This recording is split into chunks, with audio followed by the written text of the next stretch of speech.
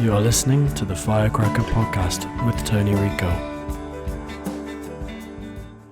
Okay, we're double dipping in the studio, so that just means we're knocking out a couple podcasts. And back half of today's podcast, Coach Donnie Hagberg. So, Donnie, last time I had you in here with Sean, and I kind of crappily started off with, like, we don't have a title for you. You've been here longer than everyone else, and it's like you have to earn every bit of respect that you get around here, and there was no title. And so it's not that, probably number one, because you don't need one, want one.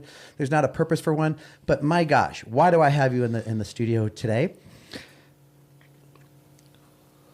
You're a soldier, and you're a soldier that gets the job done. So if I needed a mission, I send you out to go get the job done. I like to think of the girls as mercenaries and things like that. Not that, I don't know, maybe they're more attractive. I don't know what it is. But, I think of that. And so this weekend, you did it again. And so the reason I kind of had fun with the sergeant at arms terms is because it's really your expertise is in what happens on the front line, your experience on the front line. When you left here last week and you're like, okay, qualifier. And it was the statement that you made, and I don't want to mess it up. But when you left here, it was like someone that's just kind of putting on the boots and going out and doing it again. But it was different than the undertone that I hear in a lot of coaches where there's some uncertainty because we don't know. You don't know how the ball's going to bounce or anything like that. So this weekend you qualified again for the 10th year in a row? Yep. Sitting no births in 10 years? What's that? No births in 10, like nobody's given you anything? You qualified 10 years in a row. Yes, so this is what it falls under. And I'm trying to work on this presentation. I want coaches to benefit from what your experience has provided for yourself and for your teams. I want coaches, everybody knows and everyone has a story, and it's not like anything you're going to say in the next half hour is going to be rocket science, but if you want to be happy, listen to someone that's happy. You want to be a successful business person? Listen to someone that's successful in business. You want to qualify 10 years in a row? Listen to someone that's done it, or 1 or 3 or whatever. Because when you hear, it's kind of like batting. You hear everybody that knows everything, and starting off with not everybody wants to hear it. But for those people that want to hear it, 10 in a row, and that says something. That's a body of work, and that's on the front lines. Like, my gosh, you should be giving birth. You should be, but it's not like you need it or want it because you know how to take care of business. But that's another conversation. So if I was to start off asking you, what does it take for that type of consistent record? Now that you have a 10-year body of work of getting your team to national championships, what does it take to be that consistent? Well, first I got to get the kids to believe what our goal is, and I kind of start making statements early in the fall about where we need to get to, what we need to be when the time matters. And this year, our thing was 1 out at a time. 1 out at a time is all I even kind of made a joke out of it. And before each game, I would write the number 21 all the way down to 1. And as we got outs, I'd scratch them off, and letting the girls know, don't listen to all the bracket dads. Some of you have bracket dads, and if you win this game, you play this team. And I told the girls, it doesn't matter. 1 out at a time. It doesn't matter who we play tomorrow, who our next game is. We show up. Whoever's in that other dugout, it doesn't matter. So 1 out at a time. That's something that you're talking about in games. Or do you have a board that you're crossing off outs, or that's just in your dialogue? Right in my hand. Yeah, it's in my dialogue, and I actually have it in my hand because. And at what point are they now telling you, how many outs left, or are they? They don't ask. Okay. They'll walk over and they go, "How we doing?" And I'll just show them the paper, and they just kind of smile. And interesting. Just kind of. So you shrink it down. Something we just kind of embraced this year. That was this year's motto, was just 1 out at a time. And so you start the dialogue early in the year, kind of setting the course for what's going to happen. Then as you get through, and again, it's pretty common, but then a lot of coaches don't realize they don't do that. So you're not really laying out what's happening in summer while you're losing a game in the fall or something like that, right? So you kind of lay it out for them. Now is 1 out at a time is this year's? That's this year's motto. Each year could have something? It's something different each year. And that's on the defensive side. Defensive side is 1 out at a time, and offensively it's 1 pitch at a time. And just keeping that motto. I would honestly say the biggest task for me, carrying a larger roster with 17, 18 girls as I go into qualifiers, is building up the confidence in those that may not be playing a whole lot at the qualifiers. And I would say this year our dugout was electric from the first pitch of the first game to the last pitch of the last game. They never let up, and I'm talking about kids that never even gotten one game. Right. But they felt part of it. They felt every bit a part of it. They were just as happy, hugging, everything. And did you say it's because of how you've included them in dialogue and communication, exactly. and also along with their supplemented playing time the rest of the year? So it's not like the whole year they're getting 1 out of 5 games. Correct. And it's letting them know that you're one twisted ankle, one upset stomach away from being in the game. And I want to make sure that my entire roster is engaged on every pitch. So creating value in those players before you get to the point of the year when they might not be in the field as much, because again, it's not as important because the field isn't their only source of value. Right. Again, I feel like all coaches know this, but are you setting that communication in place? Are you talking, checking in? So much of what I do is damage control, or more so a few years ago, because people let things happen and then they have to clean it up afterwards. But staying on the front end of it, I think, is really, really, really important. It's huge in having those conversations with some of the families at the end of the fall where you've had a chance to kind of evaluate your talent and your team and kind of seeing where each kid may fit in when push comes to shove, so to speak, Right. and having those conversations with the family and explaining to them what they may be looking at in certain situations and certain events. And as long as they're okay with it, and I never want to hold anybody and hold them hostage and not let them know where they stand and fit in on the current roster, so they know going in kind of where they're at and what they're, hey, you're going to be the number 3 catcher and you're going to be a bullpen catcher, and them being okay with it, embracing that. Right. Or describing the role in some, because I don't think every coach can pull off the numbers, because I think when you put a number sometimes, then they expect a number 1 or a number 3 or whatever that is. But to have the dialogue on what your role is. So again, I put myself in the position of a coach listening, going, okay, you're not telling me anything I haven't heard, but then here's where I'm going to come in. I'm going to point out, well, but you're still the coach posting like how many wins your team had over the last 3 weeks, or you're still the coach posting how the pictures of the trophies. Not that that's bad. Don't take that the wrong way. But you're still talking about those things instead of really telling the story of the things that matter the most, which lead to all of these things. That's really important. So I think that's an important takeaway for coaches to understand, what end are you working from? Because if you're talking about the hard goods, the numbers, things, and you're not talking enough about and creating the story, in the end, you follow that same path. Your numbers, if we were to look at the numbers from the weekend, I'm sure that there are going to be a lot that were great in order. I mean, I don't think it was all 9-8 games. No. So all the data and everything else falls in place, but you've created the story, and I think that's important. How about executing on the field?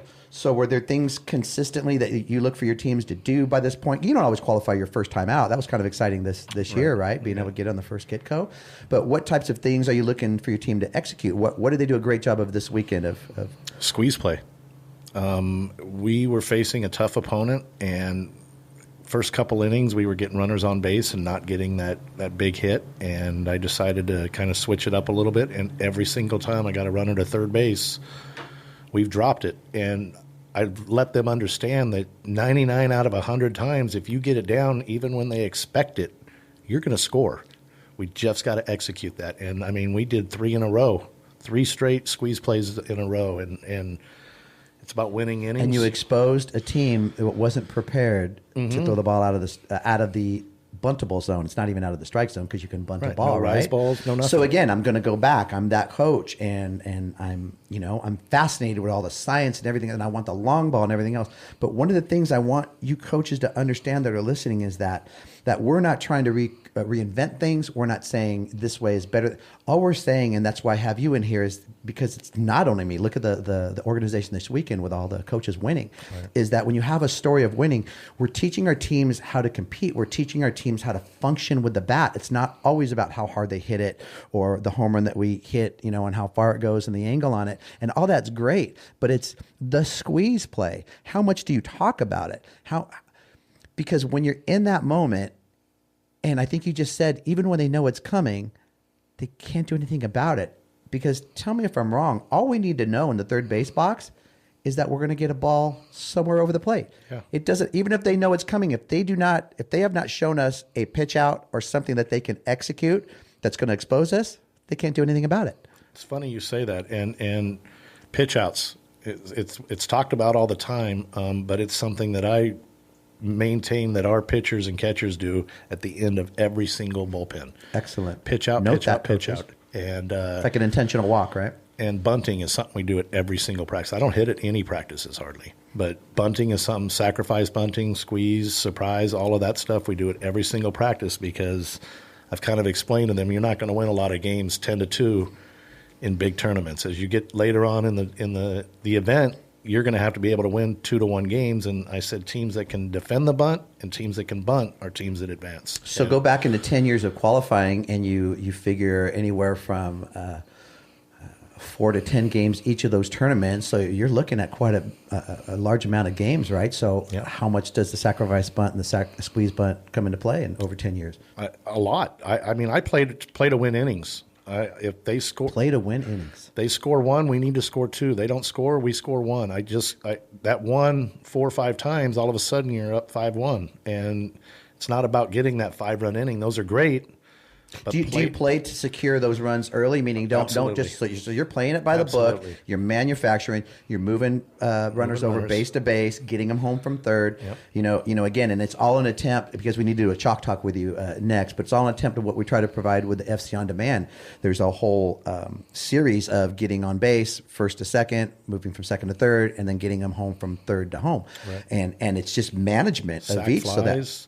Because look at how many teams come up short and they had a runner on second with 2 outs and they swung away, and they flew out to center field and nothing happened. And how many times you've turned that runner into a run? I question, we played a 2-1 game this weekend, and I sat there and watched the other team have a runner at third base twice with less than 2 outs.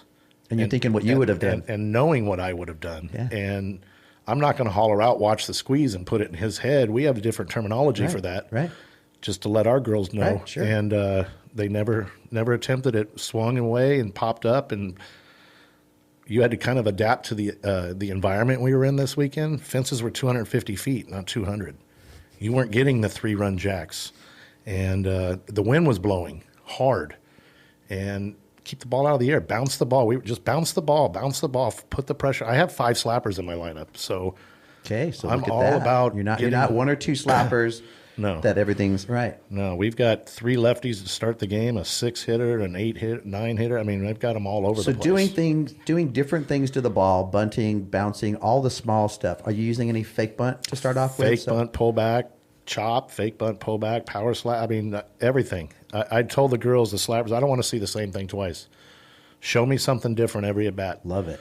And even if you're going to go back to doing what you're going to do every at bat, show a different look at the beginning. Are you listening? Go back. Like, are you kidding me? Like, that's it. Yeah. I love it. And the diversity, because what ends up happening is for every situation that comes up, you have so many more tools now that you can. So depending on the player, you've already, I was talking to a coach yesterday that, we get 1 offensive timeout per inning. Okay. So coaches, did you know that 1 offensive timeout per inning in championship play, use it. And so what does that mean? Well, you could call a timeout and you could be talking to your batter at the plate, but you're going to say something to your on-deck batter. And then as you walk back to the box, you're going to say something to the batter in the hole just to prep her that if she does get on, you know what I'm going to give you, right? So that somebody's not missing a sacrifice sign because it's odd. Because those are stories that you hear from people that come up short. Oh, she missed the sign.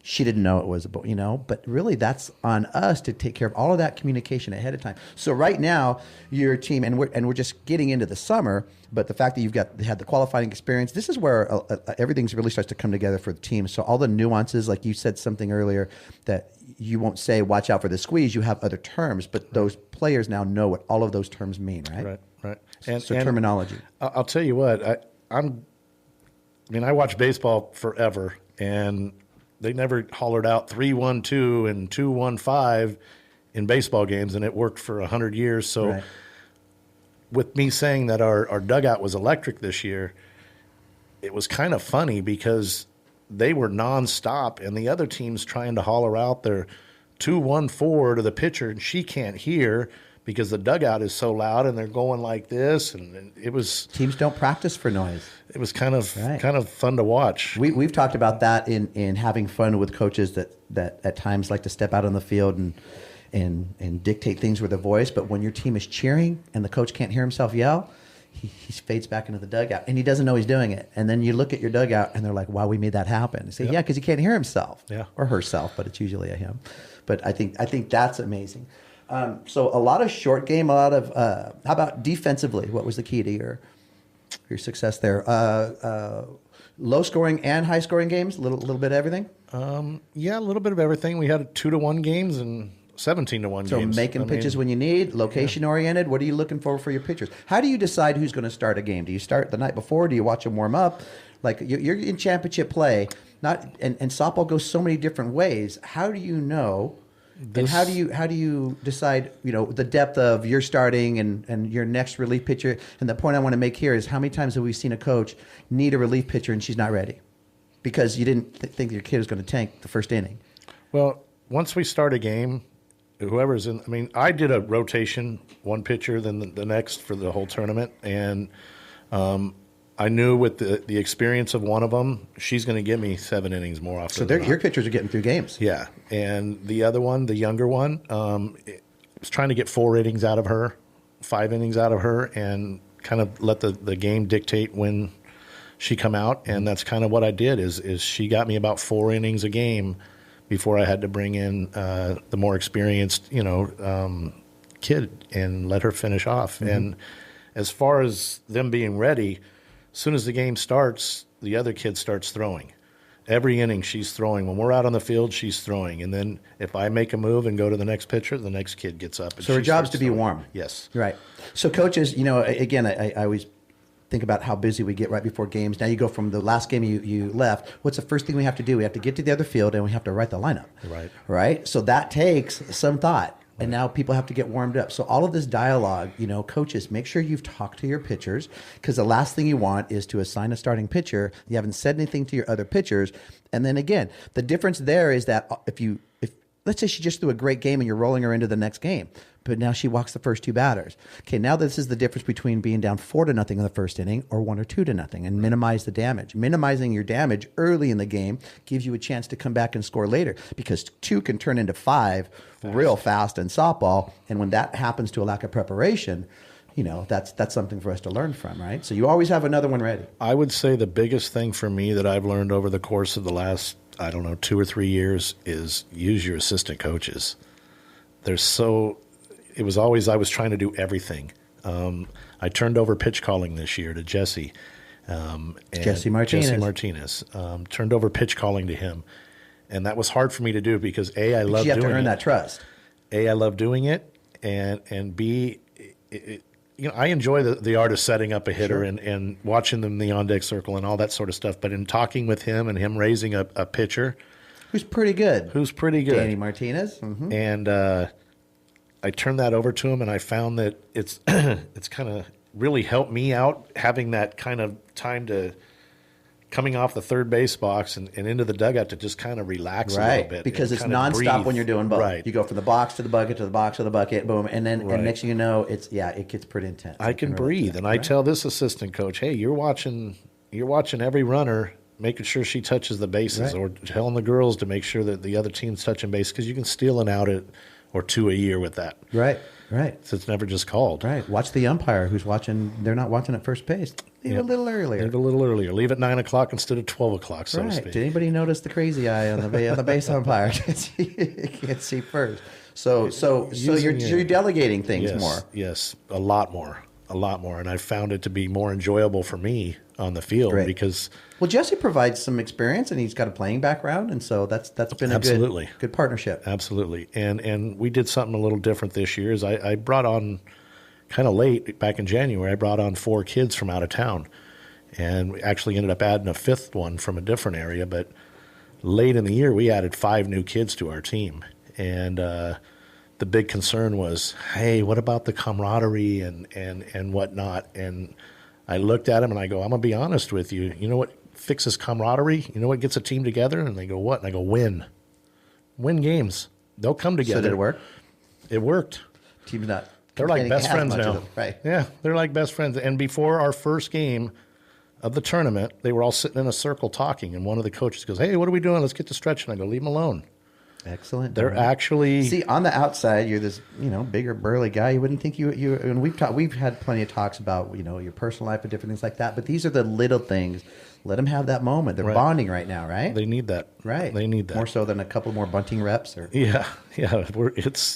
You are what you are at that point. That's awesome. So tell me about either some situations that stand out in your mind that you guys executed or didn't, or certain things that players did to step up. Anything stand out over the weekend? Some what we call hairball moments. There was, I would say, the biggest hairball moment of the entire weekend. We were playing the Athletics Mercado team, very good team, and which you just almost always assume. Yeah, and it was a 2-1 ball game. They had runners at second and third and 2 outs, and their number 3 hit her up, and we had discussed. I walked over to Jesse. I said, "Do we pitch to this kid or we put her on?" And who's in the circle? And Emily Rush, and he said, "I like the swing of the 4-hitter better than the 3-hitter. Let's pitch to her." I go, "Fair enough, let's do it." And she went up and in on her. The kid got jammed and popped one up just to the first base side, and Emily took full speed ahead and laid out for the ball. And, I mean, it's in fair territory. If it goes off her glove, 2-run score, and we probably lose that game. She shows it to the ump, and, I mean, you could see the ball. You could see the ball, and got out of that inning, ended up winning that game. In a bad dream game, it rolls out of her glove, both run score. Yeah, and she hurt her ribs doing it. I mean, wow, though, laid it out, and gamer. She that kid's special, and I mean, she had a great high school year this year too. She's that kid. So would you say you're seeing some development and maturity? And absolutely, I've had her since she was a freshman, and to see her. How would you describe that? I think that's important because it happens at different points for different players. And the physical ability was there all along, and now the mental part of it is sharp, and she's just a killer. And like anyone, she hates to lose, like any kid does for that matter. But she's very vocal in the circle. She's turning and talking to her teammates. She's very vocal on the bench. Just a kid that you want to have in your dugout. Her value, or just a kid you want to have in your dugout. Awesome. Yeah. Good for Emily. Good deal. It's fun to watch. Yeah. So that was one of those. So she makes the play, and then was that late in the game? 5th inning, 6th inning. Yeah, it was late. It was scary. Yeah. How about any situations you can think of that you guys scored some runs that were big? Kid came up with a big at bat, or obviously you had the squeeze plays that were right on to the birth game. We jumped out in the birth game, scored 5 runs in the top of the 1st inning. Kids were on fire, and hey, we got to keep this up. We can't let them. You score a couple more, they're going to check out. Well, we didn't. And they ended up getting 4 runs across the board in 1 inning, and 1st and 2nd, and their number 3 hitter up, who had already hurt us in the previous at bat, and we got her to roll over on a ground ball to 3rd, tag the base, throw it across the diamond to get that out, and we come up the next inning, 2 out, nobody on, and managed to push 3 across. A couple slappers got on board, 3 hitter put 1 in the gap, and that kind of right there kind of sealed the deal for us. But so a lot of games, one play here, one play there. Okay, didn't qualify, one play different, you qualify. So I think again, there's a large amount of coaches and people that have that story. I'm going to go back to, but 10 years in a row. So those consistencies, those things that you look for, those whether it's the dialogue, some of the things that we've already talked about. Because when you look at other coaches and you watch how they coach and you look at the mistakes, either they repeat or something like that. Mike White made a great statement once, and still sticks with me. More games are lost than won. They're lost because of a mistake or a misplay or a decision or something like that, right? But you're minimizing that with the way you coach your teams. We still make mistakes. Yeah, we preach that it's the spectacular plays are great, and they might happen once every 5 games. Just make the routine plays, play catch, and the team if you have 2 good teams playing, whoever makes the mistake generally is going to be the one to lose. And they had a comebacker to the pitcher that the pitcher threw into right field. We made her pay for it with a single after that to score the first run of the game and kind of set the tone for the game. And so checklist for coaches. Number 1, did your team throw strikes? Number 2, did you play catch? Number 3, did you put the ball in play? So played for a great coach. It said, ask yourself those 3 questions after every game and see how you did and see how the game turned out. And then after a few years, I heard him add this piece. He goes, and when you play another team that's doing well, and they also play catch, throw strikes, put the ball in play, he said it comes to the team that knows how to specialize a couple of plays. So in baseball, it was called a slash. So, it might be whatever, it might be the slapping game or whatever. But, your ability to specialize in a couple things, create a couple things, because now you're kind of at even odds with someone across the field from you. Right. And so who's got a little more of a repertoire of this or that, or base running, finesse, whatever it is. But it comes down to that. What advice would you give? You've seen a lot of coaches that come so close, and it seems like every year they just, is there something that you see in coaches like that? Is there something that they could either stop doing or something could start doing? Like I see behavior patterns. Like when we compete against teams, right? So it almost goes into a category. It's not any personal judgment or anything. It's like, what do I have to work with, and how are we going to get past this person? And often there's something that presents itself that I'm like, they're doing themselves in. Right. So do you know where I'm going with that? I do, and I think over the course of time, and I've gotten probably better at this now than I was before, but call it cockiness or whatever, is I always expect to win, and I preach that from day one to the girls, and I tell them, you go to the 18 gold level and you watch over the course of years. You notice you always see Tony's team and Marty's team and Mike Stith's team and, the SoCal Athletics teams. It's the same teams that are there on Sundays. Why is that? Is it always because they have more talent? Some years, yeah. Some years, not. They refuse to lose. They expect to win. There's an expectation, a standard. Right? I don't care what the situation is. We are going to win this game. And having that mentality when things aren't going your way, and reminding yourself of that can go a long way.